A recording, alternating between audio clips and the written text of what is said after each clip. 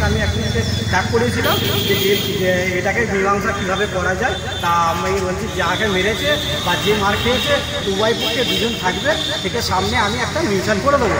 দেওয়ার পর আমি ওদের যে হেড আছে তাকে ফোন করি, সে আমাকে ওই অশ্লীল ভাষায় গালাগালি করে, মানে নিজের ভাষা ঠিক ছিল না, মদ খেয়েছিল কি ভালোভাবে ছিল জানি না, তাও ভাষা করে। তারপরে আমি শুনতে গেলাম, আমাকে যা পরে করবি যা বলতে, ওরা কল্যাণী থানাকে কল করে, হরিপাল থানাতে কল করে ওরা একটা লিখিতভাবে অভিযোগ করে।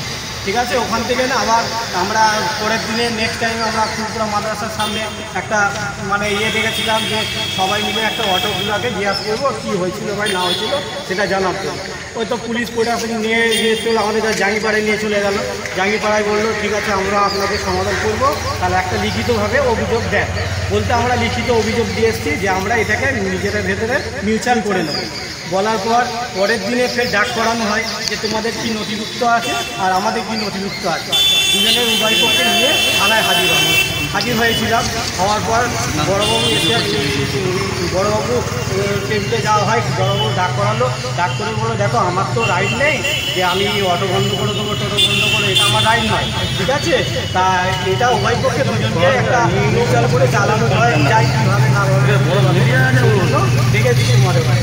ওরা বললো আমাদের পারমিট আছে স্যার, আমরা টোটো চালাতে দেবো না, পরিষ্কার হয় বললো আমরা চালাতে দেবো না।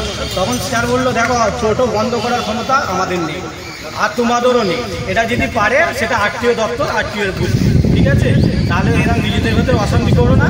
আমাদের ওখানে বললো আমরা কেস কাজারি করবো, আমরা যদি মারপিট করে থাকো তাহলে আমরা কেস কাজারি করতে পারবো। যেটা হয়েছে ঘটনা সেটাই বললাম।